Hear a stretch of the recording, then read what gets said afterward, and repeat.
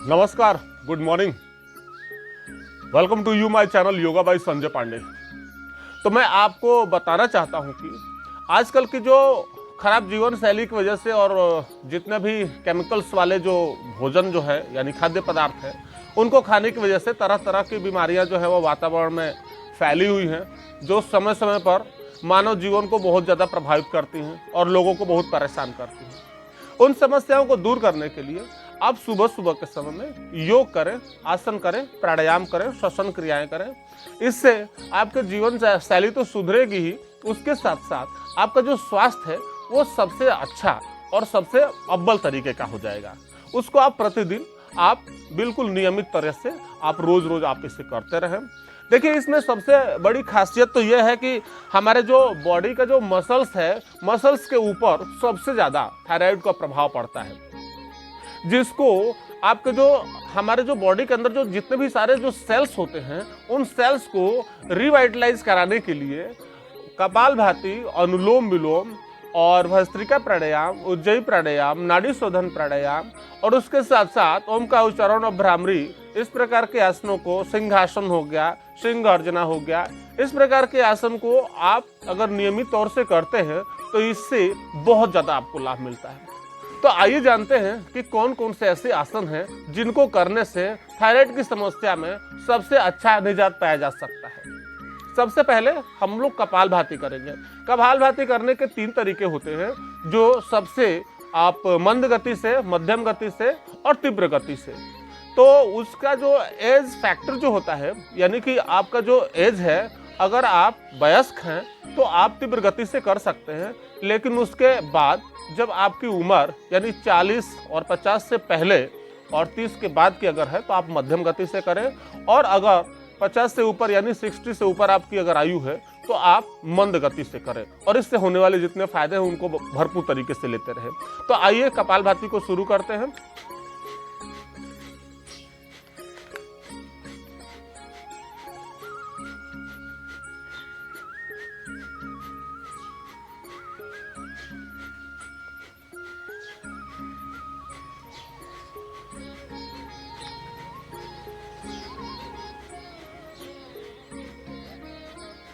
यानी कि कम से कम आप 10 मिनट घड़ी से देख करके 10 मिनट का समय निकालिए और उसमें केवल कपालभाति करिए।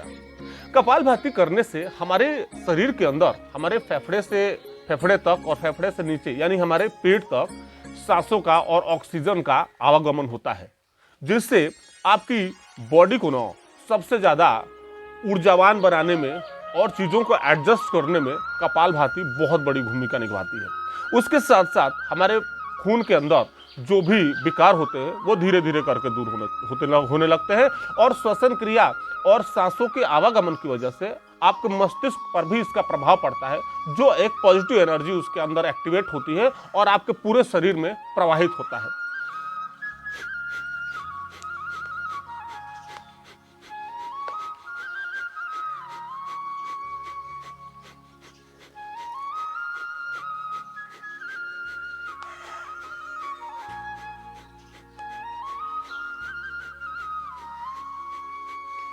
यानी कि अगर आप खूब तीव्र गति से अगर आप करते हैं कपालभाति को, तो 1 मिनट के अंदर 300 काउंटिंग तक कपालभाति किया जा सकता है। लेकिन इसमें सावधानी भी रखना बेहद सबसे ज़्यादा जरूरी इसलिए हो जाता है कि आपको ये भी मैं आपको बताता चलूँ कि ये उन लोगों को नहीं करना चाहिए जिनका ब्लड प्रेशर हाई है, हार्ट डिजीज यानी हार्ट से संबंधित कोई समस्या हो, या उसके साथ साथ हाइपरटेंशन की समस्या हो। ऐसे लोगों को जो है कपालभाति करने से पहले योग चिकित्सक या योग शिक्षक से आप परामर्श आप जरूर लें और उनके नेतृत्व में ही इस काम को आप करें। इसके बाद आप अनुलोम विलोम कर लीजिए।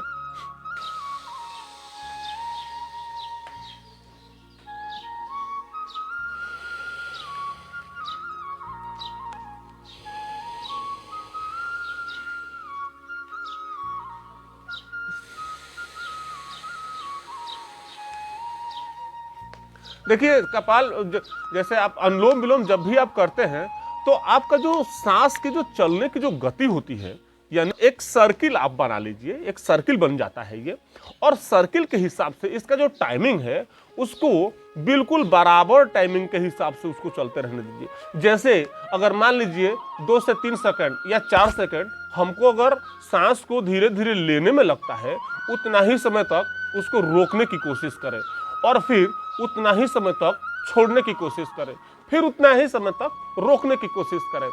इसका जो सर्किल जब बनेगा और बढ़िया तरीके से सांसों का जब आवागमन होगा तो उससे आपको बहुत ज़्यादा बेनिफिट मिलेगा। क्योंकि आपको पता ही है कि एक मानव जब से इस धरती पर जन्म लेता है और जब तक बिल्कुल निष्क्रिय नहीं हो जाता है, उसके बीच में हमारी सांसों की जो गति है वो बराबर निरंतर चलती रहती है। लेकिन क्या हम अच्छी तरह से सांस ले पाते हैं? हम लोग हर रोज सांस लेते हैं, लेकिन क्या शरीर के जो कोने कोने तक जो ऑक्सीजन पहुंचना चाहिए, क्या वो पहुंच पाता है? नहीं पहुंच पाता है। इसलिए कभी कभी सांसों के द्वारा भी बॉडी के और शरीर को शुद्धिकरण करने का जो तरीका है वो प्राणायाम है। प्राणायाम में जो कई प्रकार के प्राणायाम है और उनको करने से आपके जो बॉडी के अंदर ऑक्सीजन की जो मात्रा है वो सारे बिल्कुल कोने कोने तक पहुंचती है और आपके बॉडी को बिल्कुल विकार रहित कर देती है। तो एक बार और करें।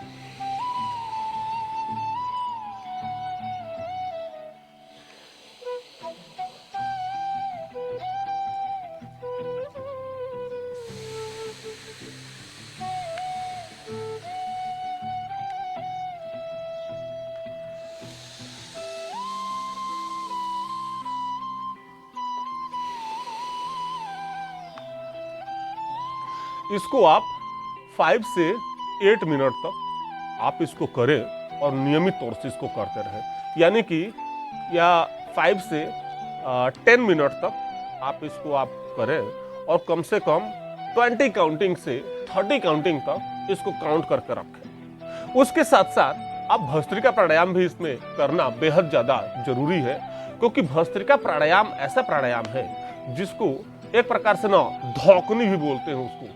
जैसे लोहार की जो पहले जो समय में जो लोहार की जो धौकनी हुआ करती थी, जिसको हम लोग खींचते थे ऐसे ऐसे करके और वो फुस फुस हवा के माध्यम से आग को फ्लो करती थी और लोहे को गर्म करती थी।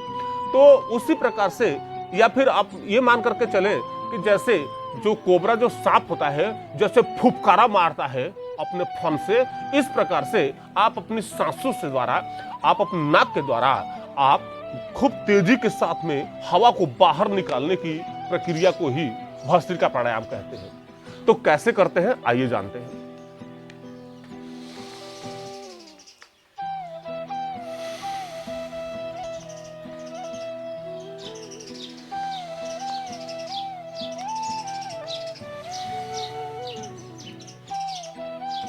आपको यह भी बताते चले कि भस्त्रिका प्राणायाम भी 3 तरह से किया जाता है, यानी कि आप मंद गति से, मध्यम और तीव्र गति से। तो इसमें आज आप अगर आपका एज फैक्टर है तो आप उस हिसाब से आप अपनी सांसों की गति को आप रख सकते हैं और उसी हिसाब से आप फ्लो कर सकते हैं।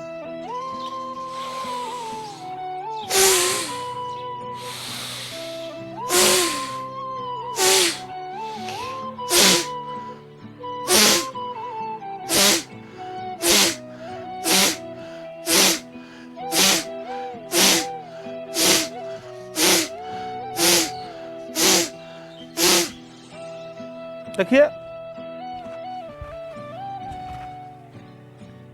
जो भी हम योग क्रिया, यौगिक क्रिया, श्वसन क्रिया या प्राणायाम, इन सब में जो भी हम क्रियाएं करते हैं उसमें सावधानी का होना बेहद जरूरी है। क्योंकि जैसे मान लीजिए अगर हम भस्त्रिका प्राणायाम ही कर रहे हैं और भाई नाक का हमारा जो छिद्र है वो तो छोटा सा है और अंदर आप पूरी तरह से हवा भरने के बाद अगर आप फ्लो करते हैं तो छोटे से छिद्र में से जितना होगा उतना ही तो वो इतनी तेजी से हवा निकल पाएगा।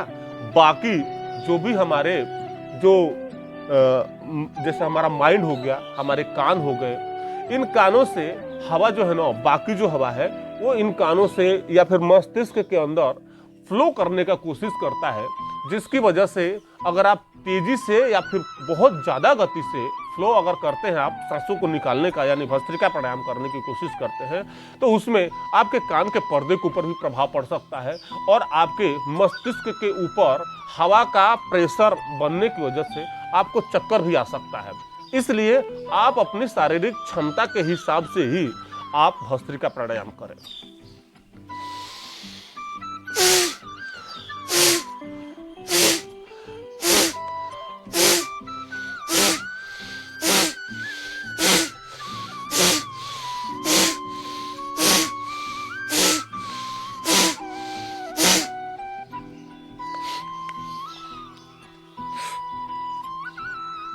तो इसको आप नियमित तौर से भस्त्रिका प्राणायाम यानी कि पहला हो गया आपका कपालभाति, दूसरा अनुलोम विलोम, तीसरा भस्त्रिका प्राणायाम हो गया। ये तीनों प्रकार के जो प्राणायाम हैं इनको आप नियमित तौर से करते रहें, तो इससे देखिए हमारी पाचन क्रिया और हमारा मस्तिष्क और हमारी बॉडी उसके ऊपर तो प्रभाव पड़ता ही है, उसके साथ साथ थायराइड की जो भी समस्याएं जो है उसके अंदर भी और उसके विकार को दूर करने का काम भी ये प्राणायाम करता है। इसको आप नियमित तौर से आप करते रहें और इससे होने वाले जो भी फायदे हैं उनको आप लेते रहिए। इसके साथ साथ आप ओम का उच्चारण और भ्रामरी भी कर लें।